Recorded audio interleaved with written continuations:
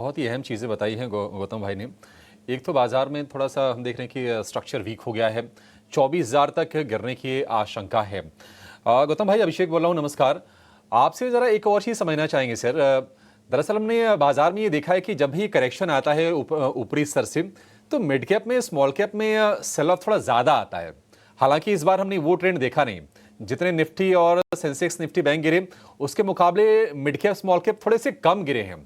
तो ये जो कहा जाता है कि बाजार जब थोड़ा सा वीक हो तो आप चले जाइए सेफ्टी देख के बड़े स्टॉक्स में, ब्लू चिप्स में, क्या ये थियरी भी बाजार में काम करेगी या फिर एज अ होल मार्केट में बहुत ही स्टॉक स्पेसिफिक हो जाना है, चाहे वो लार्ज कैप्स हो या मिड कैप्स हो या फिर स्मॉल कैप्स हो?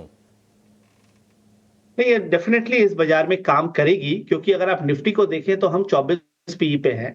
तो वैल्यूएशन के हिसाब से देखें और जिस तरह से रुपया आ रहा है म्यूचुअल फंड्स के पास, जिस तरह का कैश रिजर्व है, आई थिंक वो सब लार्ज कैप स्टॉक्स में ही जाएगा। And I think large cap stocks अभी भी फ्रॉथ वैल्यूएशंस पे नहीं है। तो I think I am very comfortable with the top 100 stocks. थोड़ी बहुत अंडर परफॉर्मेंस हो सकती है, बट वो कोलैप्स नहीं करेंगे, ज्यादा नहीं गिरेंगे।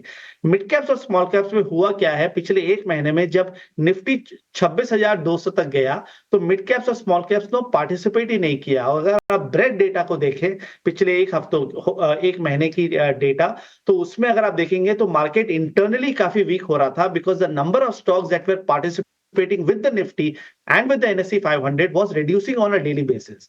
So that was a concern. मुझे लग रहा है कि अब जिस तरह से वीकनेस आ रही है, मिड कैप्स और स्मॉल कैप्स में एकदम कॉशियस रहना चाहिए, क्योंकि 5 से 10% की फॉल इंडेक्स पे आ सकती है।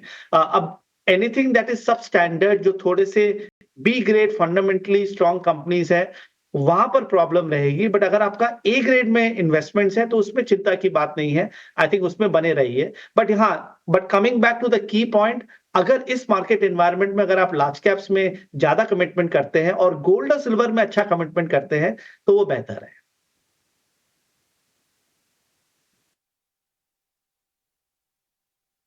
गौतम भाई, थोड़े से ना स्टॉक स्पेसिफिक आपसे जरा सवाल पूछते हैं।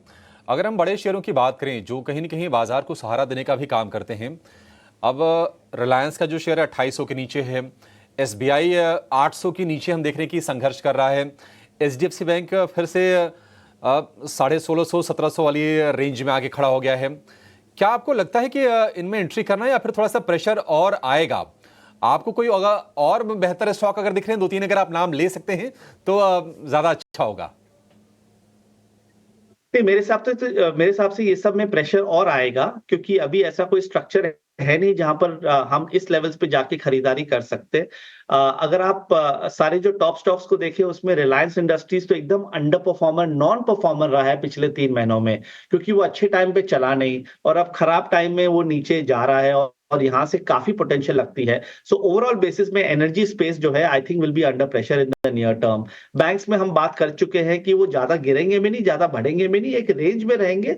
हो सकता है कि यहाँ से 5-7% की डाउनसाइड आई। बट खरीदारी अगर आपको टॉप स्टॉक्स में करनी है तो आप मेटल्स और आईटी में ही रहिए। मेटल्स में जैसे JSPL, Hindalco, JSW steel, Tata steel, सब अच्छे स्टॉक्स है, अच्छे स्ट्रक्चर्स है, वैल्यूएशंस कंफर्टेबल है, चार्ट्स भी अच्छे हैं। तो आई थिंक वहां पर कमिटमेंट कीजिए। और आईटी में मुझे टॉप स्टॉक सारे अच्छे लगते हैं, एचसीएल टेक, टीसीएस, इंफोसिस, टेक महिंद्रा, अच्छे चार्ट्स है। और ओवरऑल बेसिस पर आईटी इंडेक्स यहाँ से 12 से 15% चल सकता है, अगर किसी का 6 से 12 महीने का व्यू है।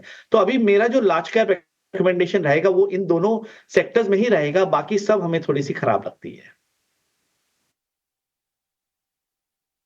ठीक है गौतम भाई, बहुत सारे क्वेश्चंस हमने पूछे, आपने उसके सर जवाब बहुत अच्छे से दिए, लेकिन चलते चलते कई बार ऐसा होता है कि बहुत सारी चीज़ें सुनने पर बहुत सारा चीज़ें खरीदी नहीं जा सकती। खरीदना एक या दो ही शेयर होगा। थोड़ा अगर हमको आप गाइड कर दें कि अच्छा इसको देख लो, आपने सुन ली ना मेरी बात, सारी समझ लिया, अच्छे से जान ली ना, तो मेरे कहने पर इस शेयर को आप नोटिस कर लो। कोई ऐसा शेयर आप बता सकते हो अगर आपकी कंप्लाइंस अलाउ कर जाएँ तो? देखिए, मिड कैप्स और स्मॉल कैप्स में तो हम कॉशियस हो गए हैं, तो I would not recommend any mid cap and small cap at this point. But अगर आप at the cost of repeating my self, metals में हमें हिंडाल्को, जेएसडब्ल्यू स्टील और जेएसपीएल